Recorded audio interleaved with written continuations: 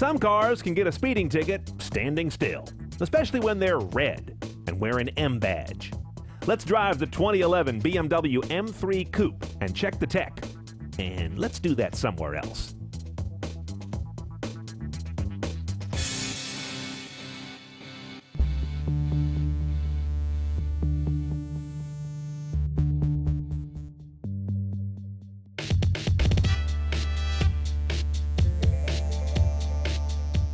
This 2011 Coupe in Melbourne Red is the fourth generation of the M3.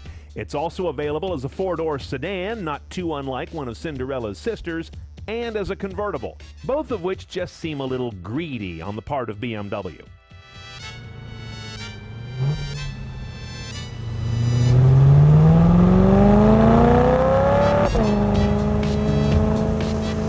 Now I'll tell you, as soon as this little red rocket arrived, we said to ourselves, this is how an M3 should be configured. Spartan.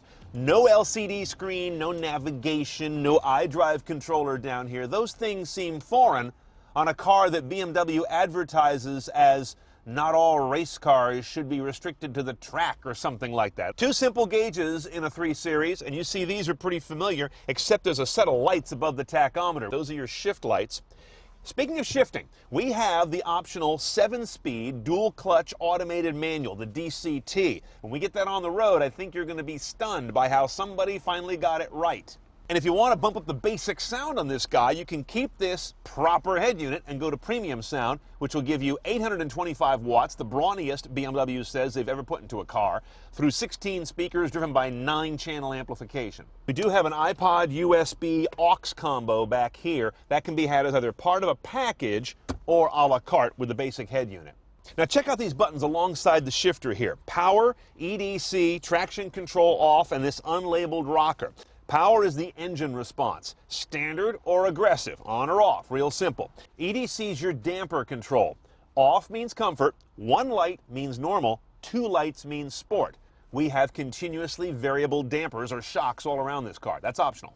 Here's our traction control. Turn that off for some real outrageous behavior. This rocker is drive logic. It tells the DCT how to shift. You have 5 shift patterns. You see them in bars on the dash. And if you disengage traction control, you can get to the 6th. That's the total wild combo. And all those settings can be memorized inside the M Drive mode button right here. So once I get everything dialed in the way I want it, I can snapshot that as my M mode. Just hold that M button down for 2 seconds, and it memorizes everything. Now I've got 1-button access to go from whatever mode I'm in to wild. One other sort of related drive thing, but it's not performance-oriented, is this little guy right here. That defeats auto start-stop. This vehicle will do the green thing. When you come to a stop at a light or in traffic, it'll shut down the engine until you start to move again, and then kick it back up. You can defeat that here. The auto start-stop technology is, well, crude. It needs 4 to 5 cranks to get the engine back up once you lift off the brake. And on a car that already gets hit with a gas guzzler tax, what's the point?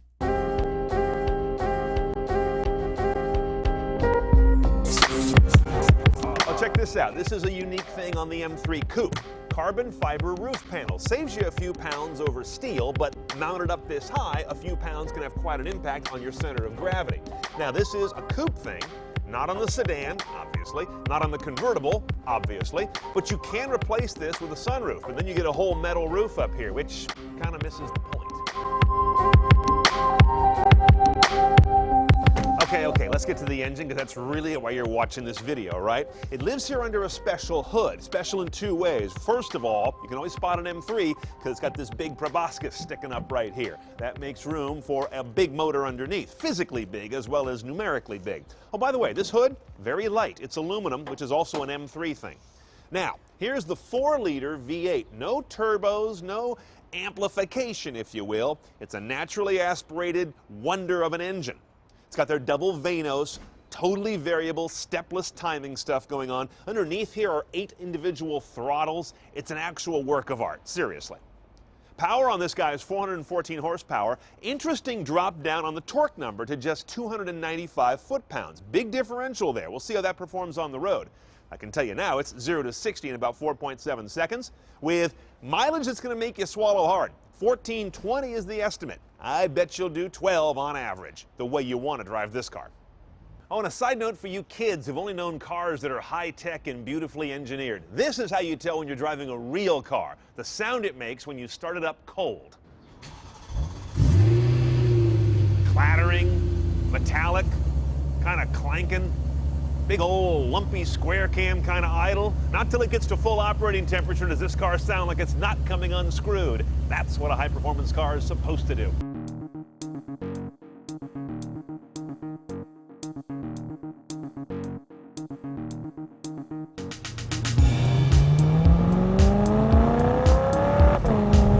This dual-clutch automated manual, 2 spindles, 7 cogs across them, has been a long time coming in this form for BMW. The first one they did was an absolute disaster. They shouldn't have charged anybody. They should have paid you to drive a car with that gearbox. But that was like 3-4 years ago.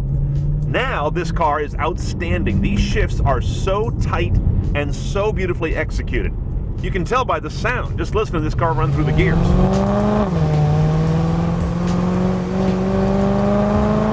My love for this gearbox is in every mode, in drive or sequential, any combination of the aggression settings. It's always an outstanding, precise, quick shift, which brings me to the suspension next. This car has these 3 modes: comfort, normal, and sport. I'm on a choppy piece of road here. It's California. We have no money to fix anything, so of course every road's crap. And to be in sport or normal with these low profile, like they're 45 series tires, forget it. I'm airborne, I'm flying, I'm not driving. So I've got this guy in normal. It's a very compliant ride, but extremely capable even on a road where you're pushing it. And the last thing I want to point out is how all this works together to be a really good livable powertrain. This thing, when you're in the drive mode, will creep like an automatic. Give it a little bit of a blip, and they'll start to creep along at walking speed, like a true automatic transmission, which does wonders for stop-and-go drivability. Or if you leave it in the softest, gentlest settings and the D mode, it drives like an automatic. There's really almost no hint that there's a bunch of clutches in there doing their thing with a manual gearbox. Okay, pricing on a 2011 M3 Coupe. Base is $58,900.